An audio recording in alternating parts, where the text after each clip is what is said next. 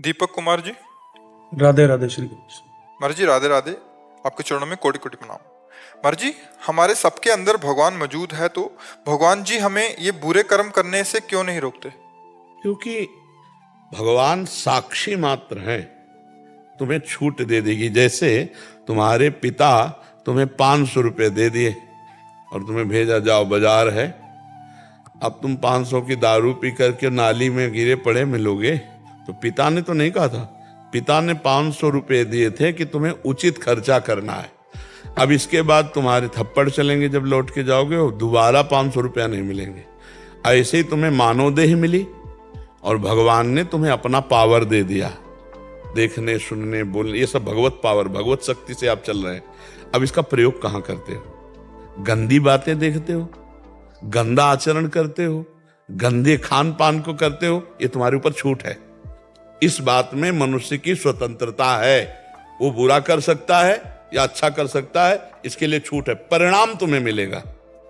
जैसे खेती दे दी, बीज दे दिया और विविध प्रकार के बीज दे दिए, अब उसमें तुम बोते क्या हो? बम्बूल बोते हो, गन्ना बोते हो, दाख बोते हो, तुम्हारे ऊपर छूट है। यही मनुष्य योनि की महत्ता है कि तुम्हें ऊपर छूट है। आप तुम बुरा से बुरा कर्म कर सकते हो, अच्छे से अच्छा कर्म कर सकते हो। बुरा कर्म के नरक आदि दुर्गति को प्राप्त हो गए, अच्छा कर्म करके स्वर्ग आदि या भगवत प्राप्ति करो। ये छूट है, इसलिए भगवान नहीं रोकते। ये तो हमने सिद्धांत बताया। अब दूसरी भाव की बात बता रहे, भगवान सबको रोकते हैं। बेईमानी मत करना, हमें ईमानदारी से बताना। जब तुम बुरा करना चाहते हो या चलते हो तो तुम्हारे अंदर आवाज आती है कि नहीं कि गलत है? सच्ची बताना, सबके हृदय में आती है। तो आपने उस भगवान की बात को कहां माना? भगवान बुरा करने से रोकते हैं, सबको रोकते हैं। ए गलत है, मत करना, फंस जाओगे। लेकिन नहीं जी, बात बहुत धीमी आवाज होती है। आपको कभी सुनाई दी है? वो धीमी आवाज होती है भगवान। अगर वो बात मान लो तो ठीक हो जाएगा। लेकिन महाराज जी वो मन फिर वो तो बस यही तो छूट है, यही तो खेल का खिलाड़ी है।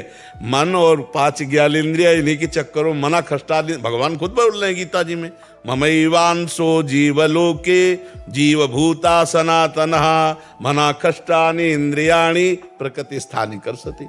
भोगों की तरफ, प्रकृति की तरफ, माया की तरफ आकर्षित होकर वो पापाचरण कर लेता है, फिर उसका दंड भोगता है जीव, उसी को भोगना पड़ता है। इसीलिए सावधान होकर के चलो।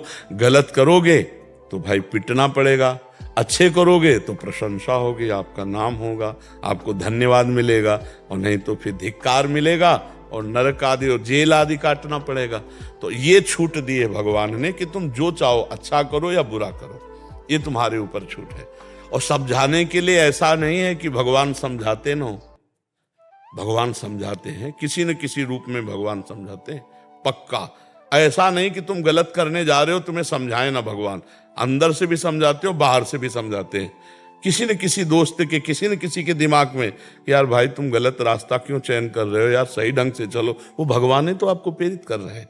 भगवान सबको सावधान कर देते हैं। अंदर से आता है ये फंस जाओगे, बहुत गलत है, बहुत बुरा होगा। और जब फंस गए तो बोले यार हमारे अंदर आया था कि फंस जाओगे, पर हम फंस गए, बुरा फंस गए। भगवान तो बिल्कुल ऐसे समझो साक्षी पिता की तरह है। तुम्हें ये जीवन दे दिया, कर्म भूमि दे दी, अब जो चाहो करो, परिणाम तुम्हें भोगना पड़ेगा। अच्छे कर्म करोगे तो अच्छा भोगना पड़ेगा, बुरे कर्म करोगे तो बुरा भोगना पड़ेगा। और बुरे कर्म कर डालो, अगर हो भी गया और भगवान के शरण में हो गए तो वो बचा लेंगे। अहम तो हम सर्व पापेभ्यो मोक्षयिष्यामि मा शुचा। एक उपाय, जैसे वकालत भी पक्की हो गई और न्यायाधीश ने निर्णय भी पक्का कर दिया कि तुम्हें फांसी की सजा, तो भी एक पॉइंट अभी बकाया है, राष्ट्रपति से क्षमा याचना कर लो तो वो बचा सकते। तो अखिल ब्रह्मांडों के राष्ट्रपति भगवान श्री कृष्णचंद्र जो हैं, श्री हरि हैं, तो उनसे प्रार्थना करो, वो सारे पाप नष्ट करके आज भी मंगल कर देंगे। पर नाम जप करो और आगे पाप ना करो। जो पीछे हो गए उनका प्रायश्चित भगवान के नाम जप से, भगवान के भजन से हो जाएगा। समझ पा रहे आप?